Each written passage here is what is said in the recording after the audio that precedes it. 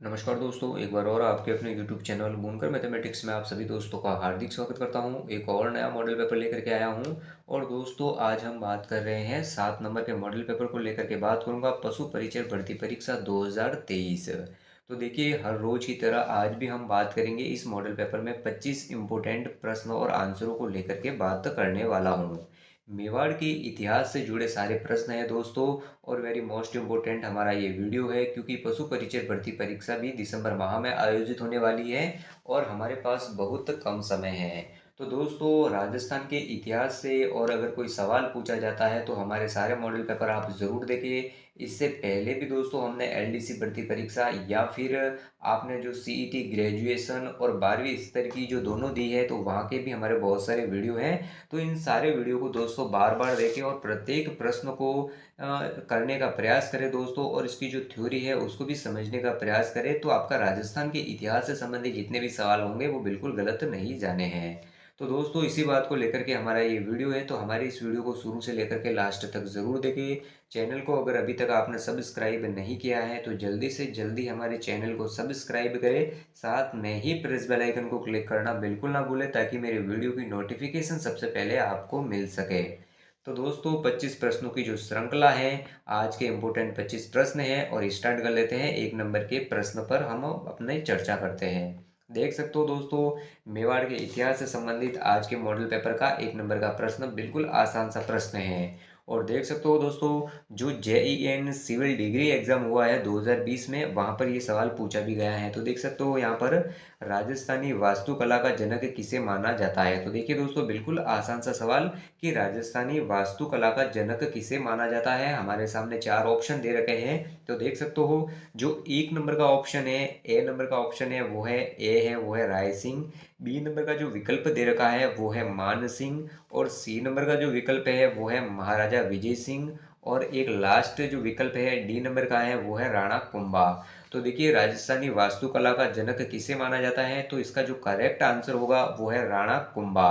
तो देख सकते हो दोस्तों, राजस्थानी वास्तुकला का जनक राणा कुंभा को माना जाता है। तो डी नंबर का जो विकल्प है बिल्कुल करेक्ट आंसर होगा इस सवाल के लिए।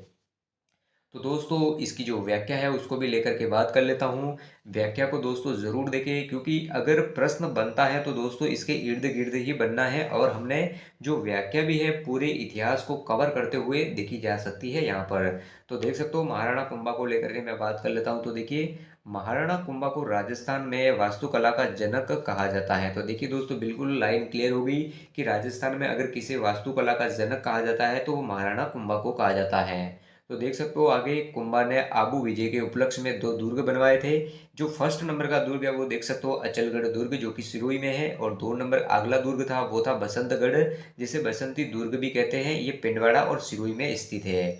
आगे देख सकते हो, कुंभा द्वारा निर्मित अन्य दुर्ग। तो देखिए दोस्तों, महाराणा कुंभा द्वारा अन्य कौन कौन से दुर्गों का निर्माण करवाया गया, तो देख सकते हो कुंभलगढ़। तो देखिए दोस्तों, कुंभलगढ़ दुर्ग कहाँ है, सादड़ी पहाड़ी जरगा गांव राजसमंद में स्थित है। तो कुंभलगढ़ दुर्ग का निर्माण भी महाराणा जो कुंभा है उनके द्वारा करवाया गया है। मचान दुर्ग, तो देखिए दोस्तों, मचान दुर्ग कहाँ है, तो ये उदयपुर में स्थित है। और इस दुर्ग का निर्माण भी महाराणा कुंभा ने ही करवाया था। आगे देख सकते हो दोस्तों, बोराट दुर्ग। तो बोराट दुर्ग कहाँ है, उदयपुर। तो बोराट दुर्ग का निर्माण भी महाराणा कुंभा के द्वारा करवाया गया है। आगे एक दुर्ग और बताया गया है, तो देख सकते हो बैराट दुर्ग। तो कहाँ है, बैराट बैराट दुर्ग है वो भीलवाड़ा में है। और इस दुर्ग का जो निर्माण करवाया है तो वो भी महाराणा कुंभा के द्वारा करवाया गया है। तो देख लिए दोस्तों, महाराणा कुंभा के द्वारा कौन कौन से दुर्गों का निर्माण करवाया गया है, तो यहाँ से आप आसानी से देख सकते हो। देखिए, वेरी मोस्ट इंपोर्टेंट लाइन, और यहाँ पर ये लाइन कई बार एग्जाम में पूछी जाती है। तो देखिए, मेवाड़ के 84 दुर्गों में से 32 दुर्गों का निर्माण महाराणा कुंभा को माना जाता है। तो देख सकते हो दोस्तों, मेवाड़ के 84 दुर्गों में से 32 दुर्गों का अगर निर्माण किसी ने करवाया है तो वो महाराणा कुंभा के द्वारा करवाया गया है। तो very most important Maharana Kumbha. और ये जो व्याख्या है दोस्तों बिल्कुल काम की है, और हर सवाल आता है, हर एग्जाम में आता है, तो इन्हीं में से बन करके आता है। अगले प्रश्न को लेकर के बात कर लेता हूँ। तो 2 नंबर का प्रश्न, देख सकते हो आज का जो 2 नंबर का प्रश्न है तो उसको लेकर के बात कर लेते हैं, और ये प्रश्न भी बिल्कुल आसान सा प्रश्न है। और देख सकते हो JEN इलेक्ट्रिक डिप्लोमा एग्जाम 2020 में ये प्रश्न पूछा गया है। तो देखिए, महाराणा कुंभा के शासनकाल में चित्तौड़ का वास्तुकार कौन था? तो देखिए दोस्तों, जो महाराणा कुंभा थे तो उनके शासनकाल में चित्तौड़ का वास्तुकार कौन था? विकल्प देख सकते हो, ऑप्शन दे रखे हैं हमारे सामने। ए नंबर का ऑप्शन है वो देखिए मंडल, बी नंबर का जो विकल्प दे रखा है वो है विद्याधर, सी नंबर का विकल्प है वो है दीपक, और डी नंबर का जो विकल्प है वो है निहाल चंद। तो देख सकते हो महाराणा कुंभा के शासन काल में अगर चित्तौड़ का वास्तुकार माना जाता है तो वो मंडल को माना जाता है। तो दोस्तों ए विकल्प यहाँ पर हमारा बिल्कुल सही आंसर होगा, ए वाला। दोस्तों ए वाला बिल्कुल सही है। पुनः देख सकते हो यहाँ पर जो व्याख्या है, हम कुंभा की कौन कौन से पूरी जो रचनाएं हैं उनको लेकर के बात कर लेता हूँ। तो देखिए, महाराणा कुंभा का प्रसिद्ध शिल्पी मंडल था जिसने कुंभलगढ़ दुर्ग का निर्माण किया। तो देख सकते हो दोस्तों, महाराणा कुंभा का अगर कोई प्रसिद्ध शिल्पी था तो वो मंडल था जिसने कुंभलगढ़ दुर्ग का निर्माण किया है। मंडन के भाई नापा और पुत्र गोविंद भी शिल्पी थे। तो देख सकते हो दोस्तों, आगे बात करता हूँ तो रूप मंडन, देवमूर्ति प्रकरण, रूपावतार, वास्तु मंडन, वास्तुकार, आगे देखिए वास्तुकार को दंड मंडन, शाकुन, वेद मंडन, प्रसाद मंडन और राजवल्लभ। तो देखिए दोस्तों, ये सारी की सारी जो रचना है वो महाराणा कुंभा की है। आगे बात कर लेते हैं, तो अगले प्रश्न को लेकर के बात कर लेता हूँ। तो देखिए, आज का जो 3 नंबर का प्रश्न है उसको लेकर के बात कर लेता हूँ। तो देख सकते हो 3 नंबर का प्रश्न। और दोस्तों देख सकते हो यहाँ पर कॉलेज लेक्चर भर्ती परीक्षा हुई है 2019 में, ये पूछा भी गया है। तो देखिए, कुंभा का गुजरात के साथ संघर्ष का प्रारंभिक कारण क्या था? तो देखिए दोस्तों, कुंभा का गुजरात के साथ जो संघर्ष हुआ था उसका प्रारंभिक कारण क्या था? तो देख सकते हो ए नंबर का विकल्प है वो है ईडर की समस्या, बी नंबर का जो विकल्प है चुंडा को शरण, और सी नंबर का जो विकल्प है वो देख सकते हो नागौर विवाद, और डी नंबर का विकल्प है वो देखिए गुजरात द्वारा बंदी के साथ संधि करना। तो देखिए दोस्तों, कुंभा का गुजरात के साथ संघर्ष का जो प्रारंभिक कारण माना गया है वो क्या है? तो देख सकते हो नागौर विवाद इसका कारण माना जाता है। तो जो सी नंबर का विकल्प है दोस्तों हमारा यहाँ पर बिल्कुल सही आंसर है। तो देखिए, यहाँ पर इसकी पुनः व्याख्या को लेकर के बात कर लेता हूँ। तो देख सकते हो यहाँ पर व्याख्या फिर से, 1456 ईस्वी में नागौर के फिरोज खां की मृत्यु पर पुत्र शम्स खां नागौर का स्वामी हुआ था। तो देख सकते हो दोस्तों, यहाँ पर जो है वो क्या है कि 1456 में नागौर के फिरोज खां की मृत्यु होती है, तो उनके बाद उनका पुत्र जो शम्स खां था वो नागौर का स्वामी हुआ, यानी कि वहां का शासन होता है। आगे देख सकते हो, मुजाहिद खान ने उसे हटाकर नागौर पर अधिकार किया। शम्स खां राणा कुंभा की सहायता से नागौर का शासक बना था, परंतु राणा से संबंध विच्छेद कर नागौर दुर्ग की मरम्मत की, जिससे राणा कुंभा ने नागौर पर अधिकार किया था। शम्स खां ने गुजरात के सुल्तान से सहायता मांगी परंतु वापस परास्त हुआ। तो देख सकते हो दोस्तों, यहाँ पर कुंभा से संबंधित फिरोज खां और उनका पुत्र शम्स खां जो नागौर का स्वामी बनता है, मुजाहिद खां वहां पर अधिकार कर लेता है। तो दोस्तों, यहाँ पर जो इतिहास है कुंभा का, यहाँ से आप आसानी से देख सकते हो। अगले प्रश्न को लेकर के बात कर लेता हूं। तो आज का जो 4 नंबर का प्रश्न है देख सकते हो हमारे बीच है 4 नंबर का प्रश्न। देख सकते हो ये प्रश्न भी बिल्कुल आसान सा प्रश्न है। तो देखिए दोस्तों, क्लर्क ग्रेड सेकंड और जूनियर असिस्टेंट एग्जाम 2018 में पूछा है। तो देखिए, निम्नलिखित में से कौन सा ग्रंथ कुंभा द्वारा रचित नहीं है? तो देखिए दोस्तों, निम्नलिखित में से कौन सा ग्रंथ है वो कुंभा द्वारा रचित नहीं है? तो देख सकते हो, ए नंबर का जो विकल्प है वो है संगीत राज, बी नंबर का विकल्प है वो है संगीत मीमांसा, और सी नंबर का विकल्प है वो है राजवल्लभ, और डी नंबर का जो विकल्प है वो है रसिक प्रिया। तो देख सकते हो कौन सा ग्रंथ कुंभा द्वारा रचित नहीं है? तो सी नंबर का विकल्प देख सकते हो राजवल्लभ जो ग्रंथ है वो कुंभा द्वारा रचित नहीं है। तो सी वाला जो विकल्प है हमारा बिल्कुल सही होगा आंसर। और देख सकते हो महाराणा कुंभा द्वारा रचित ग्रंथ तो कौन कौन से है? तो देख सकते हो संगीत राज, संगीत मीमांसा और रसिक प्रिया, शूड प्रबंध, नृत्य रत्नकोश, सुधा प्रबंध, राजवल्लभ कुंभा के शिल्पी मंडन द्वारा रचित है। तो दोस्तों, राजवल्लभ किसने रची है? तो कुंभा के जो शिल्पी थे मंडन द्वारा रचित है वो राजवल्लभ है। दोस्तों, अगले प्रश्न को लेकर के बात कर लेता हूं। तो आज का जो अगला प्रश्न है देख सकते हो आपकी स्क्रीन के सामने है 5 नंबर का प्रश्न।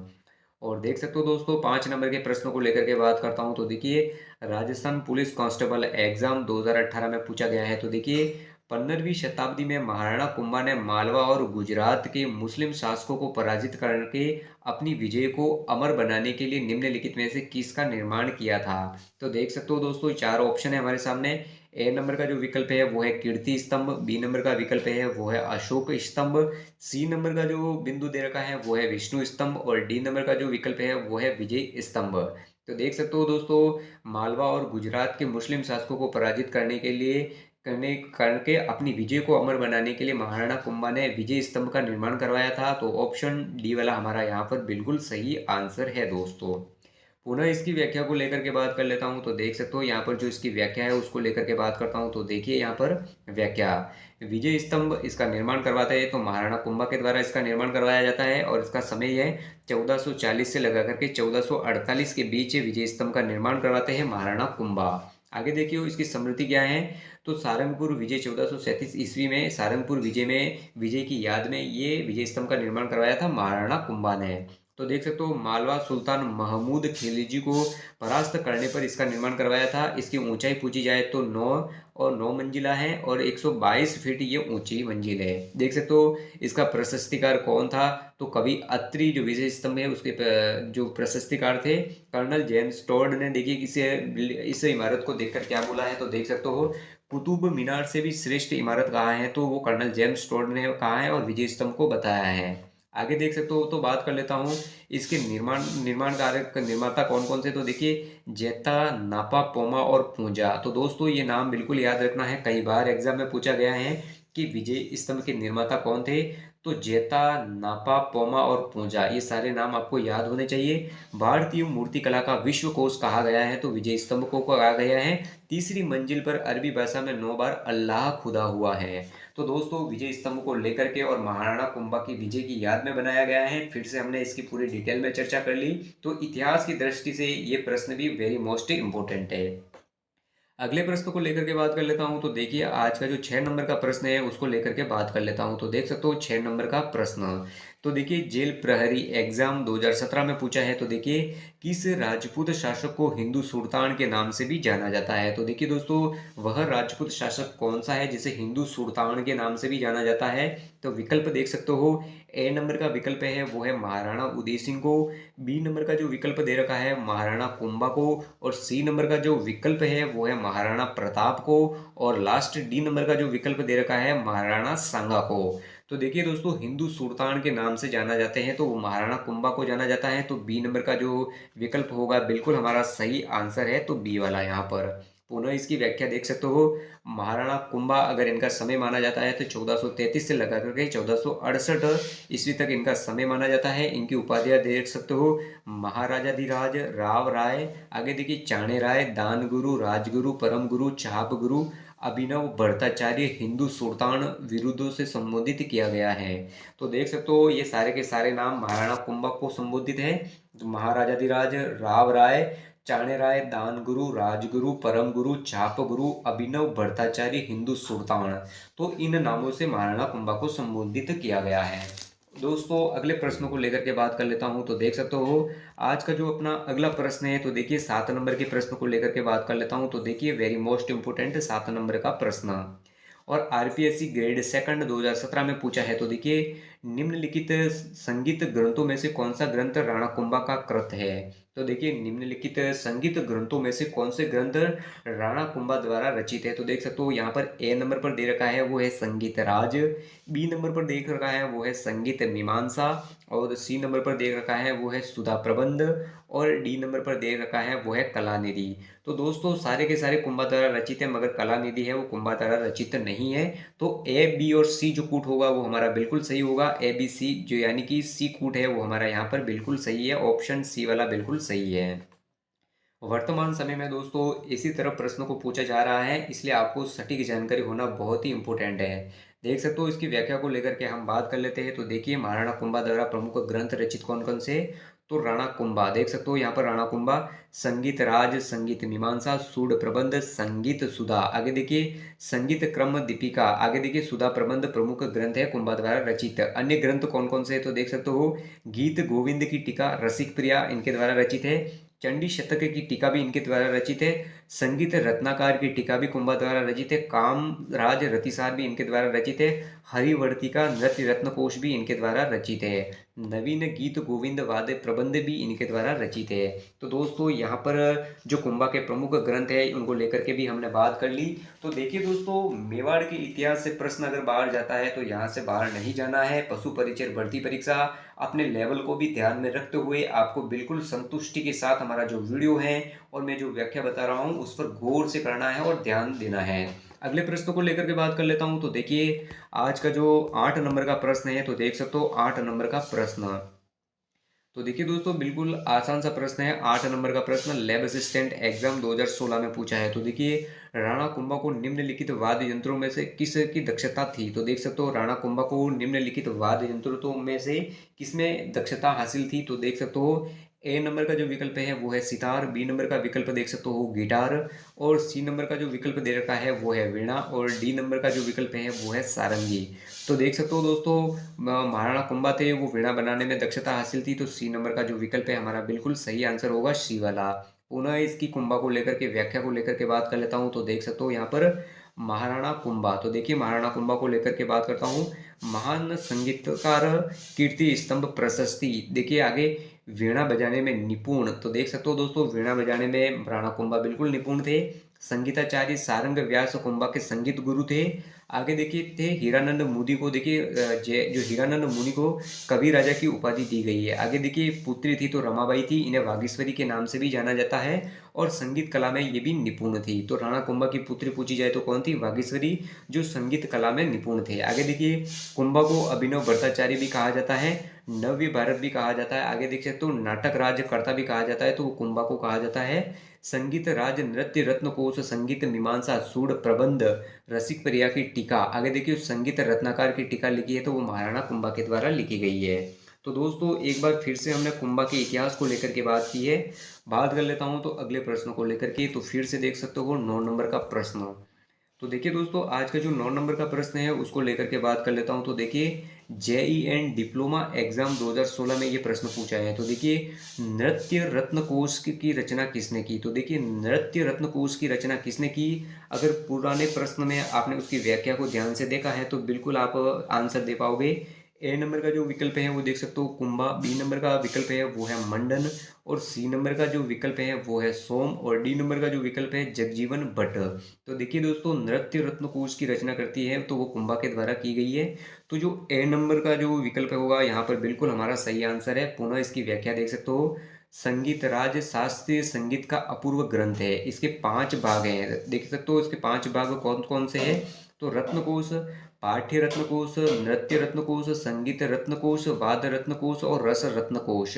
तो संगीत राज जो शास्त्रीय संगीत का अपूर्व ग्रंथ है, तो इसके 5 भाग हमने देख लिए दोस्तों। तो रत्नकोश कौन कौन से? पाठ्य रत्नकोश, नृत्य रत्नकोश, गीत रत्नकोश, वाद रत्नकोश और रस रत्नकोश। कुंभा की वंशावली देख सकते हो, पाठ्यकोश कहलाती है। संपूर्ण ग्रंथ 80 परीक्षण में विभक्त है। ये वृहद सर्वश्रेष्ठ ग्रंथ है ये। तो दोस्तों कुंभा की जो रचना है यहाँ पर आप आसानी से देख सकते हो।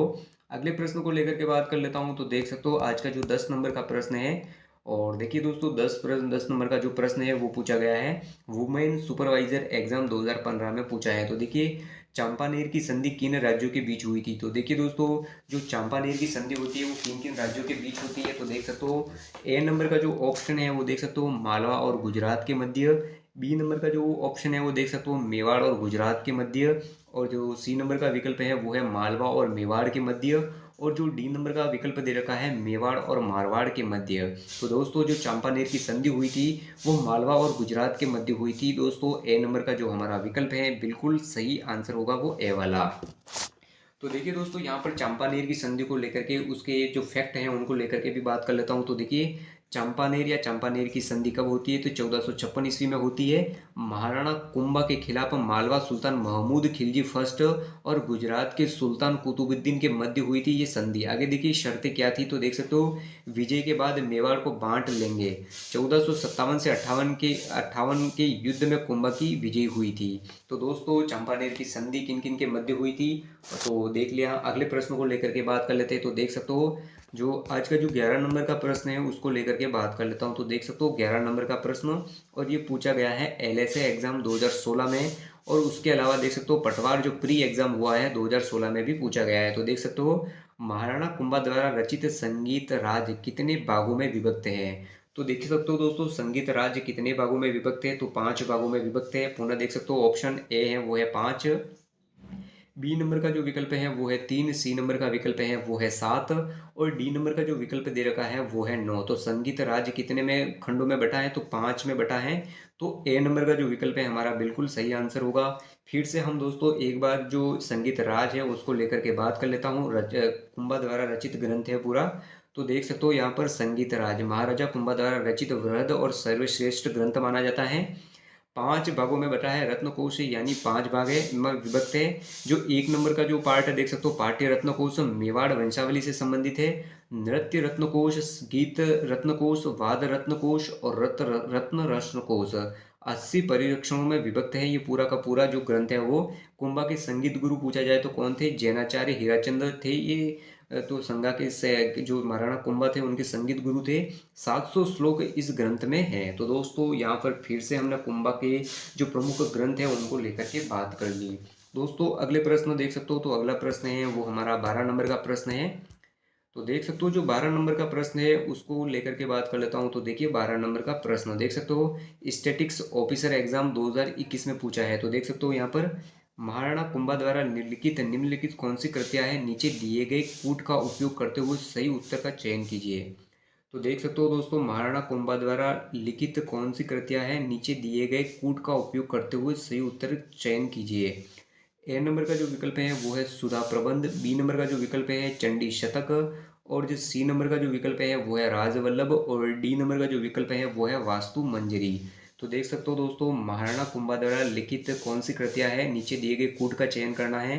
तो जो सही कूट है वो है ए और बी। तो दोस्तों ए और बी वाला कूट बिल्कुल सही होगा, सुधा प्रबंध और आगे देख सकते हो जो बी वाला है चंडी शतक, ये दोनों महाराणा कुंभा की कृतियां है। तो ए नंबर का जो कूट था वो हमारा यहाँ पर बिल्कुल सही होगा। पुनः इनकी व्याख्या को लेकर के बात कर लेते हैं। तो देख सकते हो यहाँ पर जो व्याख्या है वो देखिए नाथ, देखिए नाथ तो वास्तु मंजरी द्वारा रचित है और राजवल्लभ ये मंडन द्वारा रचित है। तो दोस्तों यहाँ से हमने दोनों के लेकर के बात कर ली। तो अगला जो प्रश्न है वो देख सकते हो 13 नंबर का प्रश्न।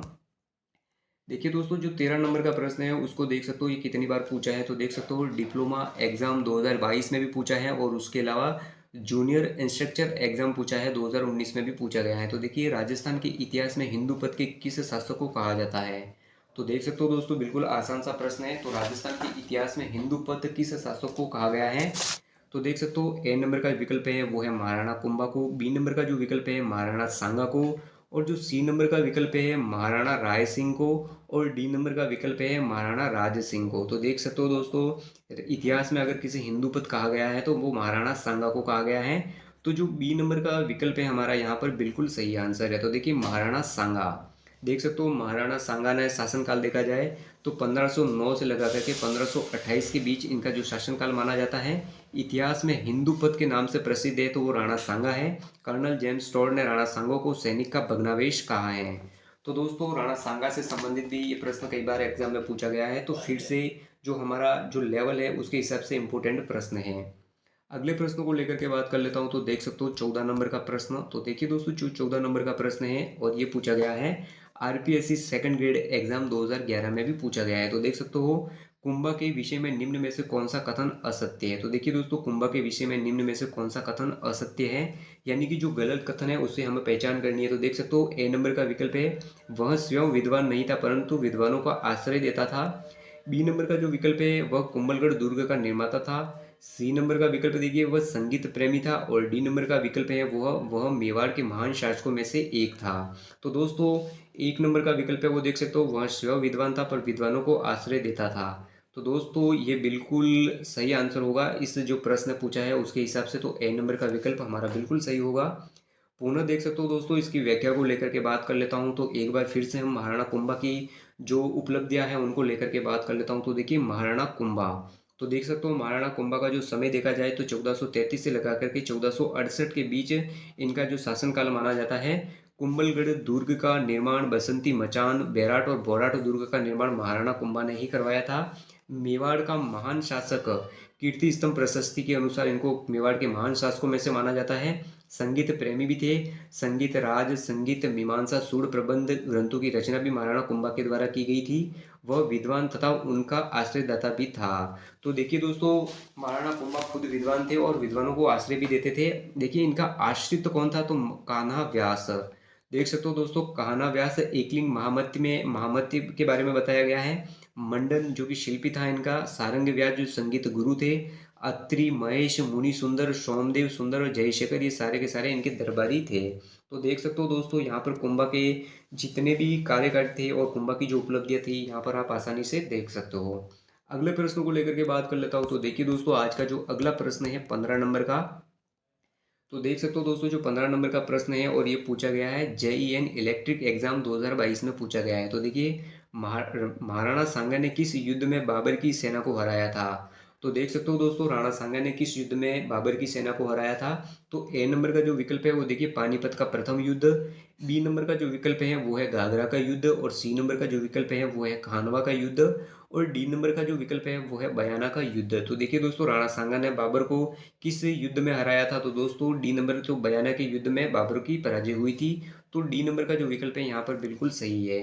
देख सकते हो, 1509 में महाराणा संग्राम सिंह मेवाड़ का शासक बना था। 1577 में खातौली जो कि कोटा में है। 1578 में बांडी जो कि धौलपुर में है, इब्राहिम लोदी को हराया था। आगे देख सकते हो, 16 फरवरी 1527 में बाबर व सांगा की सेना के मध्य बयाना भरतपुर का युद्ध हुआ, जिसमें सांगा विजयी रहा था। तो देख सकते हो दोस्तों, जो बयाना का युद्ध होता है 16 फरवरी 1527 बाबर और सांगा के मध्य होता है और भरतपुर के अंदर स्थित है बयाना, जिसमें राणा सांगा की विजय होती है। दोस्तों अगले प्रश्न को लेकर के बात कर लेता हूँ। तो देखिए, आज का जो अगला प्रश्न है 16 नंबर के प्रश्न को लेकर के बात कर लेता हूँ। तो देख सकते हो 16 नंबर का प्रश्न, और ये भी पूछा गया है एग्रीकल्चर ऑफिसर एग्जाम 2021 में पूछा गया है। तो देख सकते हो, खातौली युद्ध के विषय में निम्नलिखित में से कौन सा कथन असत्य है। तो देख सकते हो तो दोस्तों, खातौली युद्ध के विषय में निम्नलिखित में से कौन सा कथन असत्य है। तो देख सकते हो, ए नंबर का विकल्प है वो देखिए, यह युद्ध सांगा है इब्राहिम लोदी के मध्य हुआ था। बी नंबर का विकल्प देख सकते हो, खातौली मेवाड़ या मारवाड़ की सीमा पर स्थित सामरिक महत्व का स्थल है। सी नंबर का विकल्प देख सकते हो, इस युद्ध में सांगा ने इब्राहिम लोदी के पुत्र को बंदी बना लिया था। और जो डी नंबर का विकल्प है वो देखिए, महाराणा सांगा इस युद्ध में लंगड़ा हो गया था। तो देखिए दोस्तों, बी नंबर का आंसर देखिए, खातौली मेवाड़ या मारवाड़ सीमा पर स्थित सामरिक महत्व का स्थल है। तो दोस्तों यहाँ पर ये बिल्कुल सही होगा। बी नंबर का जो विकल्प है हमारा बिल्कुल सही आंसर है। पुनः देख सकते हो दोस्तों, खातौली युद्ध को लेकर के जो इसकी व्याख्या है वो देख सकते हो यहाँ पर। तो देखिए, खातौली का युद्ध, देखिए दोस्तों, खातौली का युद्ध 1517 ईस्वी में राणा सांगा और दिल्ली सुल्तान इब्राहिम लोदी के मध्य लड़ा गया था। इसमें सांगा की विजय हुई थी। आगे देखिए, सांगा शारीरिक रूप से कमजोर, हाथ कटा तथा लंगड़ा हो गया था। आगे देखिए, इब्राहिम लोदी के पुत्र को बंदी बना लिया गया था। यहाँ पर खातौली वर्तमान में पिपलदा कोटा में स्थित है। तो दोस्तों, जो खातौली का युद्ध था उसको लेकर के भी राणा सांगा से संबंधित इतिहास से हमने बात कर ली। अगले प्रश्न को लेकर के बात कर लेता हूँ। तो देखिए, आज का जो अगला प्रश्न है 17 नंबर के प्रश्न को लेकर के बात कर लेता हूँ। तो देख सकते हो 17 नंबर का प्रश्न। तो देखिए दोस्तों, यहाँ पर बिल्कुल आसान सा प्रश्न है ये भी। खानवा युद्ध में सांगा के घायल होने पर नेतृत्व किसने संभाला। तो देखिए दोस्तों, जब खानवा के युद्ध में सांगा घायल हो जाते हैं तो युद्ध का नेतृत्व किसने संभाला। तो इन्वेस्टिगेटर एग्जाम जो कि 2020 में हुआ है यहाँ पर पूछा गया है। ए नंबर का जो विकल्प है वो देख सकते हो, जाला अज्जा। बी नंबर का विकल्प है वो है जाला राव। सी नंबर का जो विकल्प है वो है जाला सज्जा। और डी नंबर का जो विकल्प है शक्ति सिंह। तो देखिए तो दोस्तों, जाला अज्जा ने खानवा के युद्ध में नेतृत्व संभाला था। तो ए नंबर का विकल्प है हमारा बिल्कुल सही होगा। फिर से देख सकते हो दोस्तों, जो खानवा के युद्ध से संबंधित जो हिस्ट्री है, जो इतिहास है यहाँ पर देख सकते हो। तो देखिए, खानवा का युद्ध बाबर तथा राणा सांगा के मध्य 17 मार्च 1527 को हुआ, जिसमें बाबर की विजय हुई थी। बाबर ने इस युद्ध को जिहाद की संज्ञा देकर मुगल सैनिकों को उत्साह से भरपूर किया। आगे देख सकते हो, इस युद्ध में राणा सांगा ने पाती पर्वन प्रथा चलाई, जिसके अंतर्गत राजस्थान के सभी राजाओं ने सांगा का साथ दिया था। इस युद्ध में जाला अज्जा ने सांगा का राज मुकुट धारण किया और वीरगति को प्राप्त हुए थे। तो दोस्तों देख सकते हो यहाँ पर खानवा का युद्ध, और फिर से हमने बात कर ली। आगे बात कर लेता हूँ तो अगले प्रश्न को लेकर के। देख सकते हो दोस्तों, अगला जो प्रश्न है वो है 18 नंबर का प्रश्न और एग्जाम में पूछा गया है। तो इलेक्ट्रिक डिप्लोमा एग्जाम 2020 में ये पूछा गया है। तो देखिए, महाराणा सांगा के मृत शरीर का दाह संस्कार किस स्थान पर किया गया? तो देख सकते हो राणा सांगा के मृत शरीर का अंतिम संस्कार कहाँ किया गया था दोस्तों? देखिए दोस्तों, यहाँ पर जो विकल्प है वो ए नंबर का विकल्प है वो है मांडलगढ़, बी नंबर का विकल्प है वो है कुंभलगढ़, सी नंबर का जो विकल्प दे रखा है वो है खानवा और डी नंबर का विकल्प है वो है बसवा। तो देख सकते हो दोस्तों, महाराणा सांगा के मृत शरीर का दाह संस्कार किस स्थान पर किया गया था? तो मांडलगढ़ में किया गया था। मांडलगढ़ भीलवाड़ा में स्थित है। तो जो ए नंबर का विकल्प है हमारा यहाँ पर बिल्कुल सही आंसर होगा। फिर से इसकी व्याख्या को लेकर के बात कर लेता हूँ। तो देख सकते हो यहाँ पर महाराणा सांगा का जन्म 12 अप्रैल 1482 को कुंभलगढ़ दुर्ग के बादल महल में हुआ था। 1509 ईस्वी में ये शासक बने थे। राणा राणा सांगा बचपन में अपने भाई पृथ्वीराज सिसोदिया के डर से अजमेर के जंगलों में चले गए थे, जहां करमचंद पवार ने उन्हें आश्रय दिया था। कर्नल जेम्स टॉड ने सांगा को एक सैनिकों के भग्नवेश की संज्ञा दी है। राणा सांगा का अंतिम संस्कार मांडलगढ़ भीलवाड़ा में किया गया था। तो देख सकते हो दोस्तों, राणा सांगा के इतिहास से संबंधित जो बातें हैं यहाँ पर कवर होती है। तो ये बिल्कुल फैक्ट वेरी मोस्ट इंपॉर्टेंट है। आगे देखिए अगले प्रश्न को लेकर के बात कर लेते हैं। तो देख सकते हो अगला प्रश्न 19 नंबर का जो प्रश्न है देख सकते हो आपकी स्क्रीन के सामने है, और इस प्रश्न को लेकर के भी बात कर लेता हूँ। तो देख सकते हो 19 नंबर का प्रश्न और डिप्लोमा एग्जाम 2020 में पूछा है। तो देखिए खानवा का युद्ध लड़ा गया था। तो देखिए खानवा का युद्ध कब लड़ा गया? ए नंबर का विकल्प है 1526 ईस्वी में, बी नंबर का जो विकल्प है 1556 ईस्वी में, सी नंबर का जो विकल्प है 1527 ईस्वी में और डी नंबर का जो विकल्प है 1572 ईस्वी में। तो सभी जानते हो खानवा का युद्ध कब लड़ा गया? तो 1527 ईस्वी में लड़ा गया। तो सी नंबर का जो विकल्प है फिर से सही है। और दोस्तों एक बार पुनः हम रिपीट कर लेते हैं। तो खानवा का युद्ध देख सकते हो यहाँ पर खानवा का युद्ध देखिए, खानवा का युद्ध 17 मार्च 1527 को बाबर और राणा सांगा के मध्य लड़ा हुआ था, जिसमें बाबर की विजय होती है। बाबर ने इस युद्ध को जिहाद की संज्ञा देकर मुगल सैनिकों को उत्साह से भरपूर किया था। राणा सांगा ने पाती परवन प्रथा चलाई, जिसके अंतर्गत राजस्थान के सभी राजाओं ने सांगा का साथ दिया था। खानवा के युद्ध में सांगा के मुख्य सेनापति हसन खां मेवाती तथा अन्य सेनापति जाला अज्जा थे। तो दोस्तों हसन खां मेवाती और सेनापति जाला अज्जा ये दोनों राणा सांगा के सेनापति थे। वेरी मोस्ट इंपोर्टेंट राणा सांगा के जो खानवा का युद्ध है। तो यहाँ पर जितने भी फैक्ट है दोस्तों एग्जाम में अलग अलग बार में हर बार यहीं से प्रश्न पूछे जाते हैं। इस बात को आपको गौर करना है और यहीं से अपने आप को तैयारी करनी है। अगला प्रश्न को लेकर के बात कर लेता हूँ। तो देख सकते हो अगला प्रश्न है 20 नंबर का। तो देख सकते हो जो 20 नंबर का प्रश्न है उसको लेकर के बात करता हूँ, और ये पूछा गया है सेकंड ग्रेड एग्जाम 2019 में पूछा गया है। तो देखिए खानवा के युद्ध में बाबर के विरुद्ध राणा सांगा के पक्ष में कौन नहीं लड़ रहा था? तो देखिए दोस्तों खानवा के युद्ध में बाबर के विरुद्ध राणा सांगा के पक्ष में कौन नहीं लड़ रहा था? तो ए नंबर का विकल्प है वो है सूरीमल, बी नंबर का विकल्प है वो है रायमल, सी नंबर का विकल्प है वो है पृथ्वीराज और डी नंबर का विकल्प है वो है कल्याणमल। तो देखिए दोस्तों जो ए नंबर का विकल्प है वो है सूरीमल नहीं लड़ रहे थे खानवा के युद्ध में राणा सांगा की ओर से। तो ए नंबर का विकल्प बिल्कुल सही है। फिर से इसकी व्याख्या है खानवा का युद्ध देख सकते हो एक बार और हमारे सामने है। तो देखिए खानवा का युद्ध 17 मार्च 1517 रूपवार भरतपुर में हुआ था। खानवा का युद्ध महमूद लोदी हसन खां मेवाती अफगान सेनापति थे राणा सांगा के, मालदेव जो कि मारवाड़ के थे, रायमल जो कि मेड़ता से थे, पृथ्वीराज जो कि आमेर से थे, कल्याणमल बीकानेर की थे, बारमल जो कि ईडर से थे, मेदिनी राय जो कि चंदेरी से थे और खानजादे मुसलमान जो कि नागौर से थे, अखीराज जो कि सिरोही से थे, जाला अज्जा रावल रतन सिंह रावल बाघ सिंह नरहड़ हाड़ा जग्गा गोकुलदास परमार विरम सिंह देव, आगे देखिए विरम देव सलहदी तंवर अंतिम समय में बाबर की ओर से मिला। तो देख सकते हो दोस्तों सलहदी तंवर ने राणा सांगा के साथ धोखा किया था। ये नाम एग्जाम में कई बार पूछा गया है सलहदी तंवर, तो ये पता होना चाहिए। तो दोस्तों खानवा के युद्ध में राणा सांगा की ओर से जो भी लड़े थे यहाँ पर नाम देख सकते हो। एकमात्र सलहदी तंवर ने राणा सांगा के साथ धोखा किया था, तो ये पता होना चाहिए। आगे देखिए तो दोस्तों तो अगला प्रश्न है वो देखिए 21 नंबर का प्रश्न है। तो देख सकते हो 21 नंबर के प्रश्न को लेकर के बात कर लेता हूँ। तो देख सकते हो यहाँ पर आरपीएससी सेकंड ग्रेड एग्जाम 2018 में पूछा है। तो देखिए खानवा के युद्ध में महाराणा संग्राम सिंह की सेना में कौन शामिल नहीं था? तो देख सकते हो खानवा के युद्ध में महाराणा संग्राम सिंह की सेना में कौन शामिल नहीं था? तो ए नंबर का विकल्प देखिए महमूद लोदी, बी नंबर का जो विकल्प है वो है हसन खां मेवाती और सी नंबर का जो विकल्प है वो है हकीम का सूर और डी नंबर का विकल्प है वो है मालदेव राठौड़। तो देखिए हकीम का सूर खानवा के युद्ध में राणा सांगे की ओर शामिल नहीं थे। तो सी नंबर का विकल्प हमारा बिल्कुल सही आंसर होगा।